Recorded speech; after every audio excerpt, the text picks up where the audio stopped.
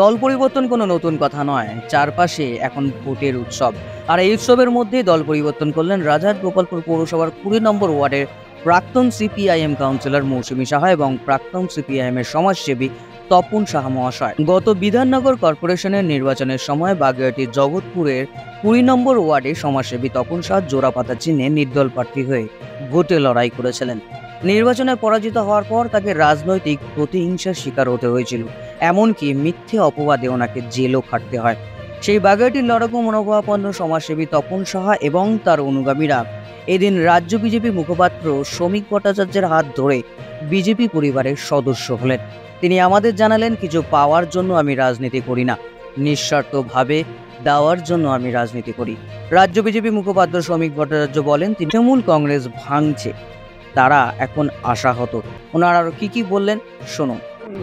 আজকে তো আমরা মোদিজির কর্মকাণ্ডকে আমাদের খুব ভালো লেগেছে, যার জন্য আজকে আমরা বিজেপিতে জয়েন করতে চলেছি। আমি আগে সিপিএমের কাউন্সিলর ছিলাম 2009-এ। এই অঞ্চলের মানুষ আমাদের ভীষণ ভালোবাসতেন, দলমত নির্বিশেষে ভোট হয়েছে। আমি 2009-এ কাউন্সিলর হয়েছিলাম, মানুষের সেবাও করেছি, দলমত নির্বিশেষে সবার পাশে থেকে সবাইকে সহযোগিতার হাত বাড়িয়ে দিয়েছি। কাজে এই অঞ্চলের মানুষ আমার কাছে একটা আমার পরিবার। এই অঞ্চলের মানুষ সবাইকে আমি ভালোবাসি, সেইভাবেই মানুষ আমাদের চায়। কিন্তু আমরা বিগত দিনে আমরা অনেক সমস্যার মধ্যে সম্মুখীন হয়েছিলাম, যার জন্য আজকে আমরা এই সিদ্ধান্ত নিতে বাধ্য হয়েছি। প্রত্যাশা মানুষের পাশে থাকবো, মানুষের কাজ করব। বিগত দিনেও মানুষের কাজ করেছিলাম, মানুষের পাশে। দলমত নির্বিশেষে আমি সবার ভোট পেয়েছি, সবাইকে ভালোবেসেছি, সবাইকে পরিবার মনে করেছি। আজও আমি পরিবার মনে করি, তারা আমার পাশে আছে, থাকবে। আগামী দিনে আমি মানুষের পাশে থেকে মানুষের কাজ করতে চাই। সে তো অবশ্যই, যখন আমি জয়েন করছি তো প্রচারে অবশ্যই দেখতে পাবেন। নমস্কার। আসলে রং বদলি না, রং এক সময় 9 বছর আগে আমি রংটা ছেড়েই এসেছি। এক সময় সিপিআইএম করতাম। 2009 সালে যখন সিপিআইএম চলে যাচ্ছে, সেই সময় আমার মিসেস মৌসুমী সাহা এই ওয়ার্ডের কাউন্সিলরে জয়যুক্ত হয়। সাধারণ মানুষ, গরিব মানুষ সাংঘাতিকভাবে আমাদের ভালোবেসে ভোট দিয়েছে। আমার দাবি ছিল পার্টির কাছে যে আমি আমাদের এই 20 নম্বর ওয়ার্ড থেকে আমি ইলেকশনটা করব। আমি সেই সময়ই চেয়েছিলাম যে আমি পার্টিটা ছেড়ে দেবো। মৌসুমীকে দাঁড়িয়ে আমরা অল্প কিছু ভোটে জোরপূর্বক টিএমসি সরকারের জোরপূর্বক আমাদেরকে সেই ওয়ার্ডটা ছিনিয়ে নেয়। 2022 সালে বিধাননগর কর্পোরেশনে যখন আমি নির্দল থেকে প্রার্থী হই, এবং সেই সময়কালে আমি ইলেকশনের আগে থেকে নানানভাবে আমাকে পুলিশি কেস দিয়ে, মিথ্যা মামলা দিয়ে আমাকে ঝুলিয়ে হ্যারাসমেন্ট, হোর্ডিং, ব্যানার, পোস্টার কোনো কিছু আমাকে লাগাতে দেয়। তবু মানুষ আমাকে ভালোবাসে, দল মত নির্বিশেষে আমাকে 3175 ভোট দিয়ে, 85 ভোট দিয়ে আমাকে এগিয়ে নিয়েছিলেন। দুঃখের বিষয়, যেই লুট হয়েছিল 2022 সালে, বিশেষ করে এই 20 নম্বর ওয়ার্ড যেইভাবে সন্ত্রাস চালিয়েছিল টিএমসি, সেই জায়গায় আমি পরাজিত হই। আমাদের প্রধানমন্ত্রী যেইভাবে ভারতবর্ষকে এগিয়ে নিয়ে যাচ্ছে, যে অগ্রগতি, সেই জায়গায় দাঁড়িয়ে আমি মনে করেছি যে আমার মতো মানুষ বিজেপি পরিবারে আসা উচিত। আমার পরিবার বিজেপি পরিবার, একসঙ্গে নিয়ে অনেক কষ্ট, জেল খেটেছি, 4টে থানায় আমার কেস, জামিনে আমি এখনও হাজিরা দিতে হয়। এই কষ্ট নিয়ে মনে করেছি যে আমাকে বিজেপি পরিবারের সঙ্গে আমার জীবনের সময়টা সারা জীবন ভালো কাজ করার জন্য, মানুষের পাশে থাকার জন্য, এই পরিবারের কর্মীদের সঙ্গে যারা আছেন, এই নেতৃত্বের সাথে আমার কাজ করার মানসিকতা যখন আমি প্রকাশ করেছি, ওনারা গ্রহণ করেছে। কাজ করার ভিতর দিয়েই শেষ করতে। এখানে মিটিং বা কোনো মিছিল সেরকম নেই। আমাদের বাড়িতে আসবেন রাজ্যসভার সাংসদ, উনি আসবেন এবং আমার সঙ্গে আগে থেকেই পরিচয়, এবং আমাদের কর্মীরা তারাও এসছে। যদি আমি যুক্ত হতে পারি নিজেকে ধন্য মনে করব, আমাদের পরিবার ধন্য মনে করব আমরা সবাই। সেজন্য সবাই একটা চায়ের চক্র করেছি। সেই জায়গায় দাঁড়িয়ে ছোট্ট রাস্তা দেখতেই পাচ্ছেন, প্রশাসনের নিয়ম আছে, প্রশাসন সবসময়ই আসতে পারে। আর আপনারা দেখছেন যে আমাদের এই পাশেই ফাঁড়ি, এই ফাঁড়িটা আমারই তৈরি করা। আমি 2013 সালে এই ফাঁড়িটা তৈরি করেছিলাম। তো সেখান থেকে আমার পাশেই ফাঁড়ি, সুবিধা অসুবিধা সবসময় প্রশাসন পাশে থেকেছে। হয়তো কখনো ভুলভাবে আমাকে অ্যারেস্ট করেছে বা ভুলভাবে করেছেন, কিন্তু প্রশাসনকে, পুলিশ প্রশাসন যে সবাই খারাপ তা না, সবাই, তার ভিতরেও অনেকেই ভালো আছেন, যারা ভালোবাসেন। এখনও অনেক পরিচিত অফিসার আছে, সেই হিসাবে এসেছিলেন। এবং তারা দেখা করে গেলেন, অনেক লোকজন কি হয়েছে, এটা তো তাদের কর্তব্য এবং ঠিক কাজই করেছে। মানুষের পাশে থেকে কাজ করতে চায়, আর সঙ্গে পেতে চাই জেলা নেতৃত্ব, রাজ্য নেতৃত্ব, লোকাল নেতৃত্ব। আগে চাই আমার পাড়ার নেতৃত্ব, আমার ওয়ার্ডের নেতৃত্ব যদি আমার পাশে থাকে আমি কাজ করতে পারবো।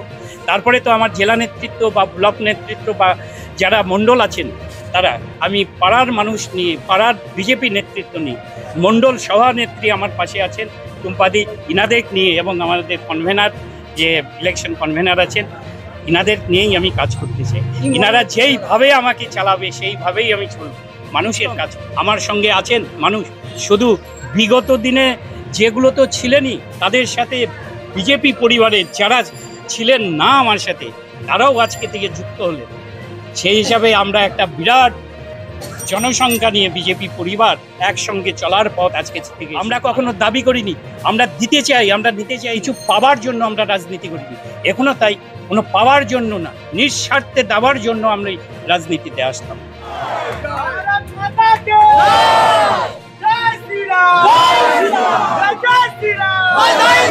পরিবারের সদস্য তারা আজকে হলেন, আমাদের পরিবারে স্বাগত জানাচ্ছে। তপনদা এই অঞ্চলের পরিচিত মুখ, প্রতিষ্ঠিত মুখ। তিনি কার্যত যে কাউন্সিলের নির্বাচন ছিল সেখানে জয়লাভ করেছিলেন এবং পরবর্তী অধ্যায়ে প্রত্যেকের জানা কিভাবে জালিয়াতি করে তাকে সরিয়ে দেওয়া হয় এবং মিথ্যা মামলায় একজন নিপাট ভদ্রলোককে আজকে জেল যাত্রা করতে বাধ্য করা এই অঞ্চলের মানুষ সেটা দেখেছিল। ঠিক সময়ে তারা এর প্রতিবাদ নেবে, ঠিক সময়ে এর বদলা গণতান্ত্রিকভাবে নিয়ে নেবে। প্রশ্ন হচ্ছে তৃণমূল কংগ্রেস ভাঙছে, তৃণমূল কংগ্রেসের কর্মীরা আশাহত। তৃণমূল কংগ্রেস গতকালকে এবং গতকাল রাত্রেও বিভিন্ন জায়গায় সন্ত্রাসের আবহ তৈরি করতে চাইছে, কিন্তু মানুষ, বিশেষ করে মহিলারা, তারা তৃণমূলকে আটকে দিচ্ছে, রুখে। সংখ্যালঘু অঞ্চলে তৃণমূলের যে একচেটিয়া একাধিপত্য ছিল, সংখ্যালঘুরা মনে করতেন যে একমাত্র তাদের মুক্তির পথ হচ্ছে তৃণমূলের হাত ধরেই আসবে। গতকালকে নির্বাচন চলাকালীন যে চিত্র উঠে এসছে, যে সংখ্যালঘুদের ওপরেও তাদের কোনো ভরসা নেই, তারা সংখ্যালঘুর বাড়িতেও একই রকম অত্যাচার চালিয়েছেন অন্যান্য বারের মতো, জবরদস্তি ভোট দেওয়ার জন্য আহ্বান করেছে। সেখানেও আশাপ্রদ এটাই যে মহিলারা সংঘবদ্ধ হয়েছে এবং আজকে আমাদের একজন প্রাক্তন মহিলা কাউন্সিলর এখানে যোগদান করেছেন, আরও মহিলারা এই দলে যোগদান করলেন। এটা একটা প্রবণতা। যারা মনে করেছিলেন 1000 টাকা দিয়ে, 1200 টাকা দিয়ে একটা মহিলার সম্ভ্রম, তার রাজনৈতিক সত্তা, তার মত প্রকাশের অধিকারকে বাজেয়াপ্ত করে ফেলবেন, কিনে ফেলবেন, বাস্তবে সেটা হচ্ছে না। মহিলারাই আজকে সর্বতভাবে এগিয়ে এসে তৃণমূল কংগ্রেসের বিরুদ্ধে, তৃণমূল কংগ্রেসের দখলদারির বিরুদ্ধে রুখে দাঁড়াচ্ছে। সন্দেশখালীতেও একই ঘটনা ঘটেছে। সন্দেশখালীর মহিলাদের আবার অপমানিত করবার জন্য জালি ভিডিওকে সামনে নিয়ে এসে বাধ্য করে কিছু মানুষকে স্টেটমেন্ট করিয়ে এবং প্রাক্তন প্রধানের বাড়ি বাড়ি গিয়ে মহিলাদের থ্রেট করা, তাদের মামলা উইথড্র করে নেবার জন্য তাদের জবরদস্তি করা, আজকে তার বিরুদ্ধে স্বতঃস্ফূর্ত প্রতিবাদ হয়েছে পরশুদিন। গতকাল দেখা গেছে যে কিভাবে 60 জন মহিলাকে মিথ্যা মামলা দিয়ে, প্রায় জবরদস্তি মামলা দিয়ে নয়, মানে টেনে হিচড়ে তুলে নিয়ে যাওয়া হচ্ছে কাজ। আর যাদের বিরুদ্ধে অভিযোগ, দুষ্কৃতীদের বিরুদ্ধে অভিযোগ, জমি দখলের অভিযোগ, তাদের বিরুদ্ধে পুলিশ কোনো ব্যবস্থা অতীতেও নেয়নি, এখনো নেয়নি। সিবিআই তদন্ত চলছে, তাদের সঙ্গে অসহযোগিতা করছে। আমাদের ওখানে রাতজাগো কর্মসূচি নেওয়া হয়েছে, কারণ বাইরের দিক থেকে লোক নিয়ে এসে আজকে সন্দেশখালীতে বিভিন্ন জায়গায় আক্রমণ করা হচ্ছিল, মহিলারা হচ্ছিল, বাড়ি বাড়ি ঢুকে ভীতি প্রদর্শন চেষ্টা করা হচ্ছিল। তো সেটাকে রোকবার জন্য সব মহিলারা এবার রাতজাগো কর্মসূচি নিয়েছে। এটা মনে করার কোনো কারণ নেই সন্দেশখালী কোনো বিচ্ছিন্ন দ্বীপ। সারা রাজ্যের মানুষ এইভাবেই জেগে উঠেছে, সারা রাজ্যেই প্রতিবাদ হচ্ছে এবং এই নির্বাচনে তৃণমূল ডাবল ডিজিটে পৌঁছাতে। ওদের পারিবারিক রসায়ন, এটা ওদের পরিবারের মানুষজন ঠিক করে নেবেন। আমরা জানি এই নির্বাচনে আমাদের প্রার্থী সেখানে জয়লাভ করবে। তৃণমূল কংগ্রেস বীরভূমের 2টো আসনই পরাজিত। স্বাধীনতা সংগ্রামী বিবেকানন্দের পুনর্জন্ম হয়েছে শাহজাহানের নামে। তো সেই জন্য ওদিকে আমরা যেরকম দেখেছি মা শারদার পুনর্জন্ম হয়েছে, এখানেও বিবেকানন্দের পুনর্জন্ম হয়েছে। যে রাজ্যের মুখ্যমন্ত্রী একে দরাজ সার্টিফিকেট দেন, এদিকে বলছেন মোদী ধ্বংস করে দিয়েছে দেশের অর্থনৈতিক ব্যবস্থাকে, আর তৃণমূল কংগ্রেসের নেতাদের যে সম্পত্তি বৃদ্ধি দেখা যাচ্ছে, তাহলে তো মনে হচ্ছে অর্থনীতির চাঙ্গা। প্রতিষ্ঠিত লালা একজন কয়লা মাফিয়া, তদন্ত প্রক্রিয়া চলছে। যে সরকারি অফিসাররাও তাদের সঙ্গে যুক্ত ছিলেন তারাও গ্রেপ্তার হয়েছে।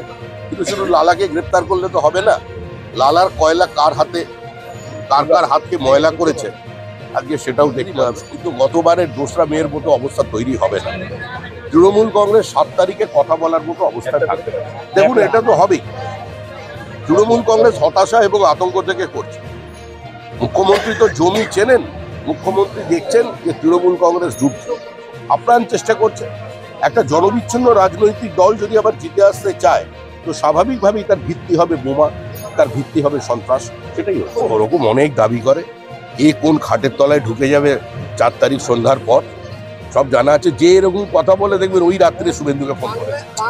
যে এ ধরনের শুভেন্দুর হাত পা ভাঙতে চাইছে নিশ্চিত ধরে রাখবেন ওই রাতেই সে শুভেন্দুকে ফোন করেছে, নাহলে আগের দিন রাতে ফোন করে নিয়েছে।